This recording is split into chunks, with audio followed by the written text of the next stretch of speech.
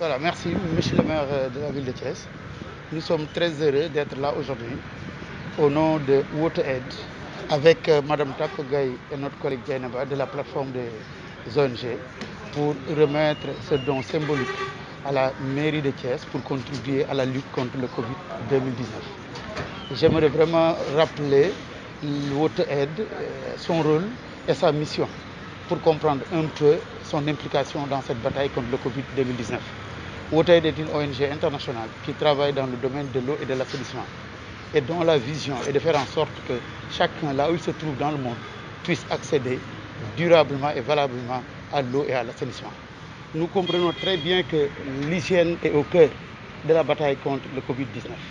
C'est pourquoi aujourd'hui nous avons pensé qu'il est utile de mettre à la disposition des populations des installations de lavage des mains pour leur permettre de sacrifier à cette pratique qui est la seule qui peut nous permettre de quelque part combattre ce Covid-19.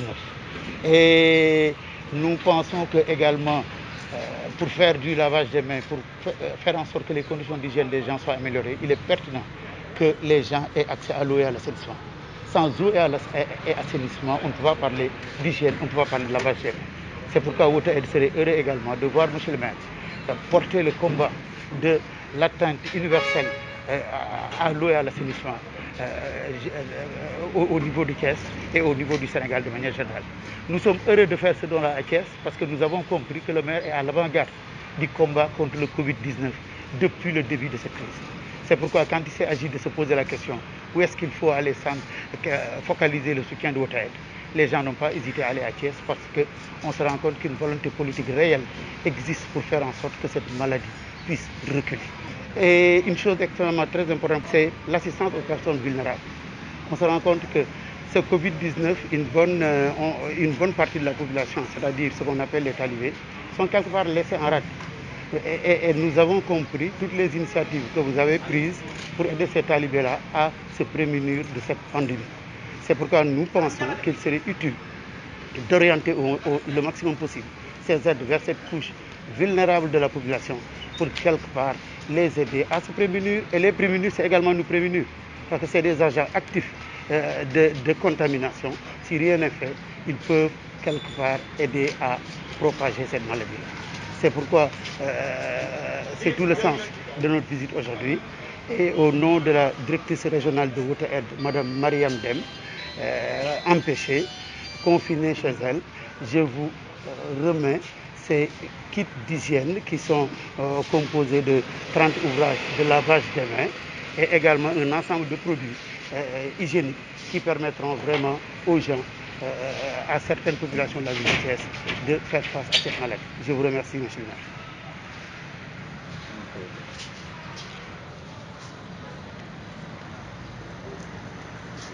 Je voudrais vraiment vous dire un grand merci au nom de l'ensemble des Thiessois, mais au-delà, au nom de l'ensemble des Sénégalais, parce que l'acte que vous posez aujourd'hui au nom de WaterAid est plus que symbolique. C'est une contribution substantielle à l'effort de guerre, puisqu'il s'agit d'une guerre. Et nous sommes particulièrement sensibles à l'attention que vous portez à la ville de Thiès pour les efforts qui sont consentis depuis le 14 mars 2020. Mais vous pouvez être certain que ces efforts sont faits pour, au-delà des Thiessois, sensibiliser nos autres compatriotes à travers leurs représentants qui siègent dans les différentes institutions, élus ou nommés.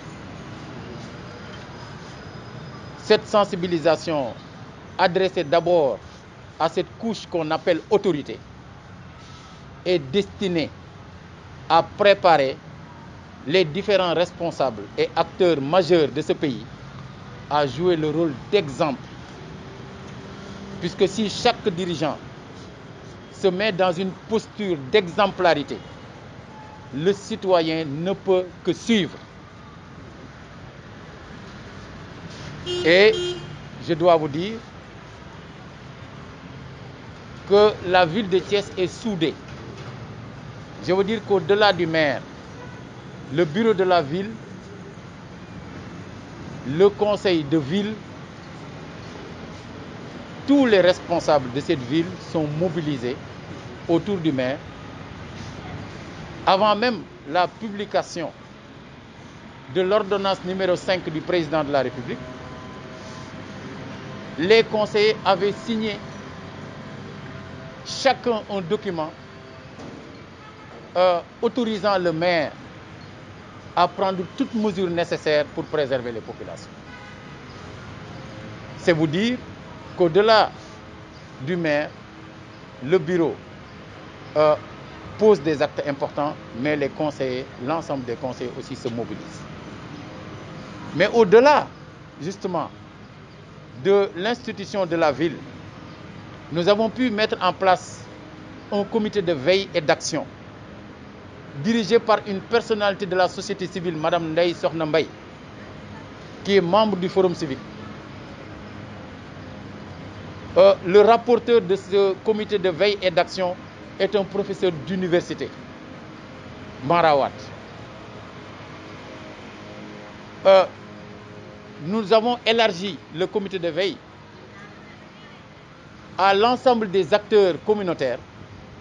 Vous avez les imams, vous avez les délégués de quartier, vous avez les Yayu Dara, les Serigne Dara, les Badjano Gokh, l'inspection d'académie, l'inspection de l'éducation et de la formation. Vous avez l'ensemble des 6 universités, donc représentées par les étudiants thiessois. Vous avez l'université virtuelle du Sénégal dans le comité de veille.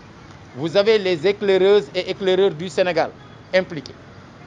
Vous avez un certain nombre d'associations et de mouvements impliqués. Vous avez l'ODECAV, donc le mouvement Nawetan. Ils sont tous mobilisés autour du comité de veille et d'action. Il s'agit d'une plateforme, parce qu'on s'est dit qu'il faut aller dans le sens d'une synergie, il faut aller dans le sens d'une inclusion parfaite. Le service d'hygiène est membre du comité de veille. Les sapeurs-pompiers sont membres du comité de veille. La police est membre du comité de veille. La gendarmerie est membre du comité de veille. Nous avons impliqué donc l'ensemble des forces de défense et de sécurité qui sont censées être en première ligne, mais également le district sanitaire est impliqué et la région médicale est impliquée. Nous avons, et c'est comme ça que nous concevons notre rôle d'élus territoriaux. Nous avons compris que le rôle de l'élu territorial, c'est justement de voir comment adapter les mesures qui sont prises au sommet au niveau des territoires. Puisque les populations vivent sur les territoires. Ces populations qui nous ont élus sont ces personnes qui peuvent être atteintes par Covid-19. Donc notre devoir, c'est d'abord de prendre connaissance de la situation, d'avoir une information parfaite sur les mesures édictées, mais également de voir comment, compte tenu du terrain, adapter ces mesures en rapport avec vraiment toutes les organisations communautaires. C'est ce que nous faisons depuis le début. Nous avons commencé par travailler sur un plan d'action. Ce plan d'action, nous l'avons soumis au comité régional de gestion des épidémies qui l'a adopté. Ce plan d'action, nous l'avons soumis au comité départemental de gestion des épidémies qui l'a adopté. Et c'est sur la base de cela que nous avons commencé à mettre en œuvre, en commençant d'abord par les chefs religieux qui ont été sensibilisés, qui ont été accompagnés. Nous avons travaillé en direction des délégués de quartier. Nous avons travaillé d'abord à prendre des mesures ici au niveau de la mairie, en libérant 90% du personnel pour éviter les rassemblements. Alors, maintenant, nous nous sommes concentrés sur les daras. Nous attendions et nous attendons toujours des mesures concrètes sur le terrain, je veux dire, au-delà des effets d'annonce, venant justement des ministères qui sont concernés par la riposte contre Covid-19. Mais en attendant, nous qui sommes sur le terrain, notre devoir c'est de prendre des initiatives.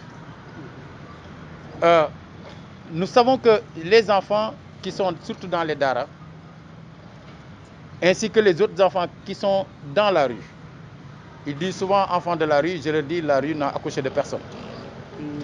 Par contre, c'est des enfants qui sont en situation de rue. Eux, avec les enfants qui sont dans les daara, constituent une cible à la fois mobile et vulnérable, très vulnérable.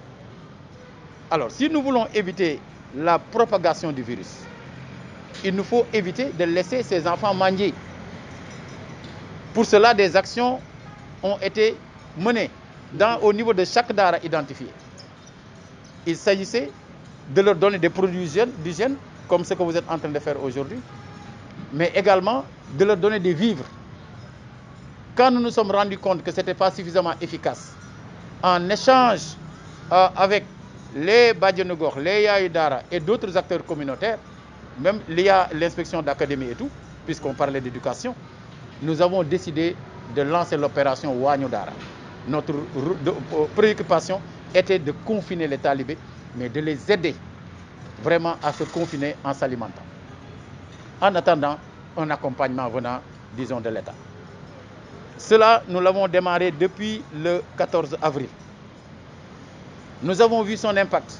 Et au-delà de la ville de Thiès, je dois vous le dire, les quartiers qui entourent Thiès et qui de fait aujourd'hui font partie de Thiès sont pris en compte. J'ai publiquement invité d'ailleurs les différents maires, et principalement le maire de Fandène, le ministre Augustin Tine, qui est un frère et un ami. Je l'ai invité à aller dans le sens d'une intercommunalité avec Thiès sur ce plan-là. Et au-delà même de la crise, d'aller dans le sens de réfléchir sur une intégration de la commune de Fandène dans la ville de Thiès au bénéfice des populations. Puisque ce que nous avons pu vivre lors de cette crise, c'est que les populations sont ensemble. Les problèmes d'environnement ne connaissent pas de frontières. Les problèmes de santé ne connaissent pas de frontières. Les problèmes d'éducation ne connaissent pas de frontières. En général, les problèmes sociaux également ne connaissent pas de frontières. Donc nous devons dépasser tout ce qui peut paraître préoccupation politicienne ou électoraliste pour essayer de mettre en avant vraiment l'intérêt des populations, de nos populations, de toutes nos populations. Alors, donc c'est vous dire que nous n'avons rien laissé en rade. Alors, nous pensons que dans cette affaire, il y a des maîtres mots. Engagement, détermination, synergie, inclusion. Déjà, l'inclusion est dans la synergie. Mais c'est pour éviter de laisser en rade vraiment des couches de la population, mais également de laisser en rade des territoires qui peuvent être concernés par ce qui est en train de se faire. Donc vraiment, c'est vous dire que vous êtes venus semer sur un terrain fertile. Et cette semence germera, puisque sera utilisée à bon escient. Et je suis ravi de vous entendre proposer même l'orientation vraiment de ces dons vers les daara, puisque c'est ce que j'avais en tête. C'est ce que j'avais en tête. Nous avons commencé à assurer la propriété dans les daara. Abdoulaye Diaw, qui se trouve être votre ami, est le directeur des services techniques de la ville de Thiès. C'est lui qui dirige ce travail. Et nous avons décidé, sans attendre maintenant les Serigne Daara, nous avons décidé d'aller rendre propre l'ensemble des daara et de veiller à la pérennisation de cette salubrité. Alors donc, ça ira dans les daara. Inch'Allah.